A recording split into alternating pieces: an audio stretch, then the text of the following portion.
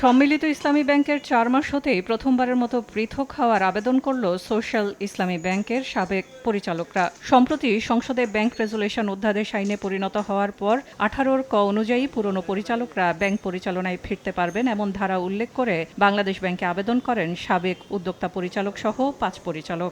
আবেদনে বলা হয় ২০১৭ সাল থেকে এস আলম কর্তৃক দখল হওয়ার পূর্ব পর্যন্ত সোশ্যাল ইসলামী ব্যাংক ২০০৭ থেকে টানা ১০ বছর ১১ থেকে ২০% পর্যন্ত লভ্যাংশ দেওয়ার সক্ষমতা দেখিয়েছে।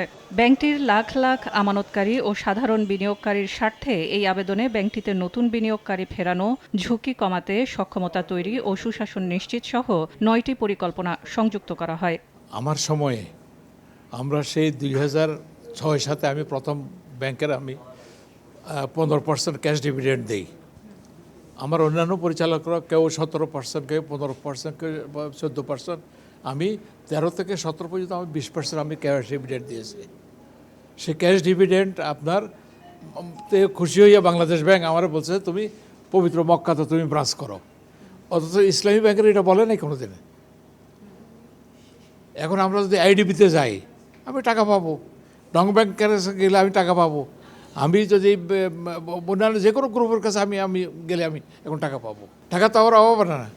এগুলি আমরা বাংলাদেশের সহযোগিতা আমরা চাই, বাংলাদেশ ব্যাংক আমাদেরকে সহযোগিতা করুক। অন্যদিকে অর্থনীতি বিশ্লেষকরা বলছেন টাকা ছাপিয়ে সহযোগিতা নয়, বরং দুর্বল ব্যাংকগুলোর সক্ষমতা চুলচেরা বিশ্লেষণ মুক্তির উপায় হতে পারে। সরকারের এখান থেকে ফিরে আসার, পিছিয়ে আসার খুব বেশি সুযোগ আমি দেখি না।